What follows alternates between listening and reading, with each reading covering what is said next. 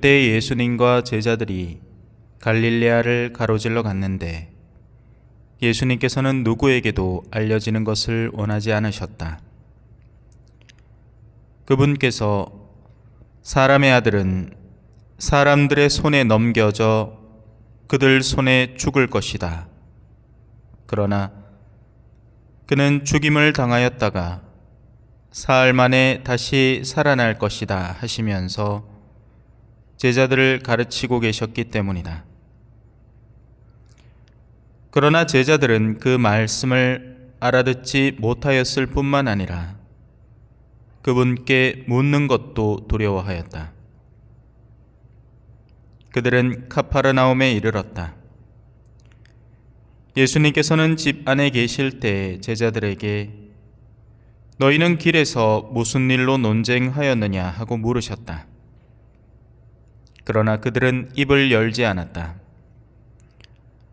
누가 가장 큰 사람이냐 하는 문제로 길에서 논쟁하였기 때문이다. 예수님께서는 자리에 앉으셔서 12 제자를 불러 말씀하셨다. 누구든지 첫째가 되려면 모든 이의 꼴찌가 되고 모든 이의 종이 되어야 한다. 그러고 나서 어린이 하나를 데려다가 그들 가운데 세우신 다음 그를 껴안으시며 그들에게 이르셨다. 누구든지 이런 어린이 하나를 내 이름으로 받아들이면 나를 받아들이는 것이다. 그리고 나를 받아들이는 사람은 나를 받아들이는 것이 아니라 나를 보내신 분을 받아들이는 것이다. 주님의 말씀입니다.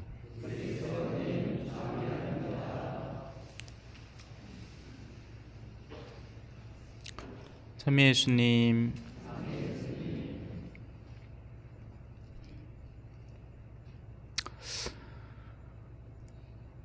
신앙은 언뜻 굉장히 복잡다단한 것 같이 보입니다.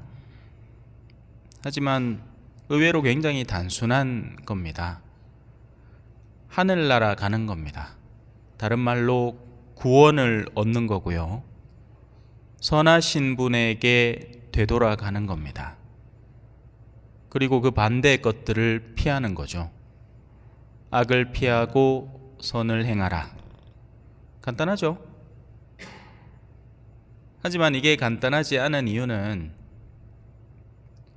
우리가 가려는 방향에 아무 장애물이 없으면 간단한데 장애물이 많단 말입니다. 언뜻 사람들은 선을 추구하는 것처럼 보입니다. 하지만 스스로 질문해 봐야 됩니다. 뭐가 선인가? 질문해 본 적 있습니까? 뭐가 선인가? 여기에서 적지 않은 사람들의 응답은 나한테 좋은 걸 선으로 치부합니다. 맞죠? 나한테 좋은 거. 돈 많이 벌고 다른 사람 앞에 어깨 으쓱댈 수 있고 우리가 자랑스레 여기는 것들이 다 선인 겁니다. 어떻게 보면 우리한테 있어서 말이죠. 그래서 현수막 걸고 자랑하고 그게 다 봐라 내 이런 거 했다 라는 게 선이 되는 겁니다. 문제는 그 선이 하느님께서 바라시는 선과 상충된다는 데 있습니다. 대표적인 케이스가 오늘 복음이죠. 예수님의 제자들은 예수님의 질문 앞에 입을 다물어 버립니다. 직감했기 때문입니다. 아, 우리가 뭔가를 잘못했구나. 하지만 그 직전까지만 해도 그들은 서로 다투고 있었습니다. 우리 중에 누가 더 큰 사람인가? 누가 더 잘났나? 누가 예수님하고 더 친한가? 누가 으뜸제자인가? 누가 서울대 갔나? 누가 재산이 얼만가? 누가 이번에 참여해갖고 얼마 벌었는가? 팔 때 시세가 얼마였나?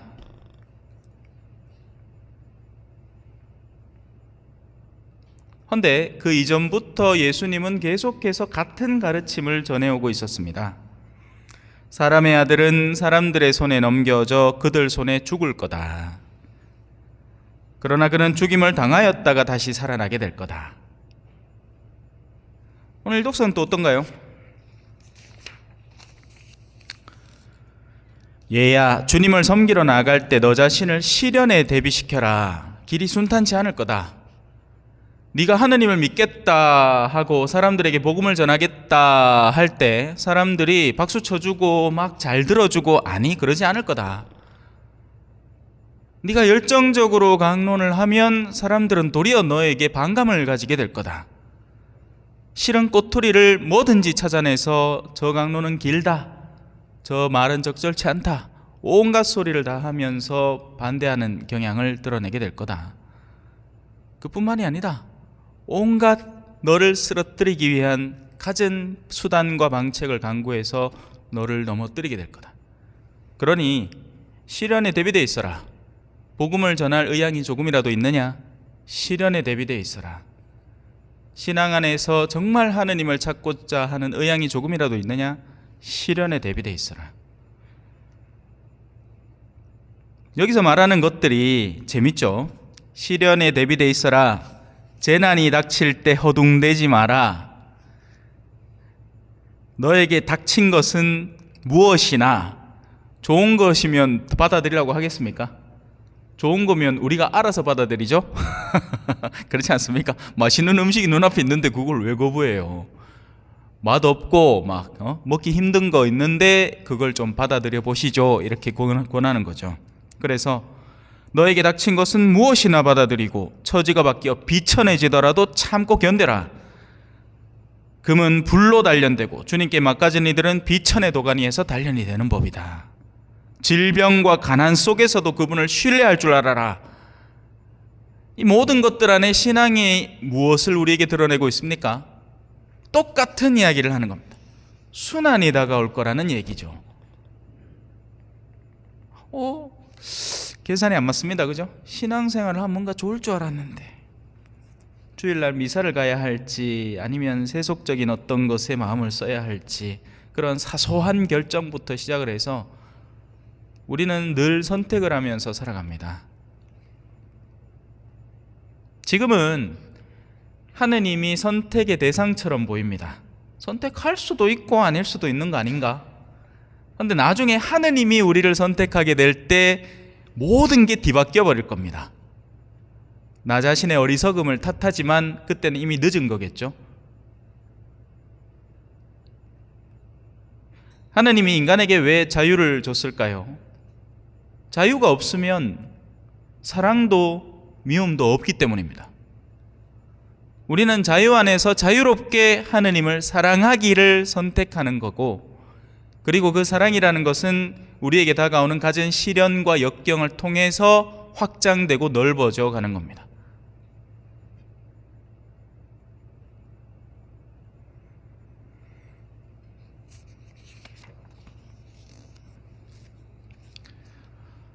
그래서 어린이가 등장을 합니다.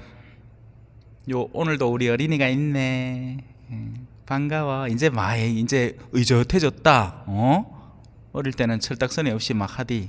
이제 막 어른 같다. 하지만 이 어린이를 말하는, 물론 상징적으로 어린이를 데려다가 보여주시면서 가르쳤지만, 어린이라는 존재는 부모에게 전적으로 종속되어 있는 존재들, 보호자에게 전적으로 의탁하고 있는 피보호자들을 의미합니다. 그래서 영혼이 하느님께 나아가려는 이들을 수용하고 받아들이는 이들을 말합니다. 무슨 말인지 아시겠어요? 본당에 수많은 일들이 있지 않습니까? 어떤 때는 짓는다고 돈 내라 했사치, 어떤 때는 무슨 작전 짜가지고 막 여기다 현판 쫙 달아놓고 올해 예비자 모집 100명 이렇게가 막 프로젝트를 시작을 하는데, 그게 아닌 겁니다. 하느님께서 우리에게 바라시는 것은 어린이와 같은 영혼들을 찾아서 그들을 돌볼 줄 아는 교회가 되기를 바라시는 겁니다. 그런데 우리는 엉뚱한데 미친 듯이 정신을 팔고 쏟고 거기에 힘을 다 소진한 다음에 이제는 당신이 원하는 걸 할 힘이 없다라고 해버리는 거죠. 오늘 강론 어렵죠? 딱 빕니다. 얼굴에 빈. 뭘 말씀하시려는 건지 모르겠습니다. 하나만 기억하십시오. 간단합니다. 신앙을 진정으로 살려는 이라면, 여러분들 중에 그런 분이 계신다면 시련에 대비되어 있으셔야 하고요, 그 시련을 극복하고서도 신앙을 선택해야 한다는 단순하고 명료한 메시지입니다. 하지만 이 메시지는 심지어 예수님의 제자들에게조차 두려운 메시지가 되어서 제자들은 그 말씀을 알아듣지 못하였을 뿐만 아니라 심지어는 그분께 묻는 것도 두려워합니다. 지금 내가 간직하고 보유하고 쓰고 있는 것을 더 키우고 싶고 확장해서 내 삶을 더 평안하고 안온하게 만들고 싶지, 오히려 시련을 더 키워서 그걸 극복함으로써 얻게 되는 영적 가치에 깨어있으라는 말 자체가 너무 두려운 겁니다. 무슨 말인지도 모르겠고요, 관심도 없는 겁니다. 사실 여러분들에게는 저마다 각자에게 주어진 고만고만한 시련거리들이 있습니다. 그리고 우리는 끊임없이 기도하죠. 이거 없애달라고.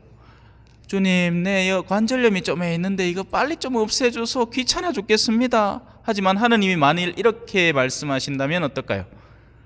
지금 네가 그나마 나를 찾게 되는 계기와 이유가 바로 그 아픔이다. 만일 내가 그 아픔을 지금보다 조금 더 가중시킨다면 너 그래도 나를 믿겠느냐?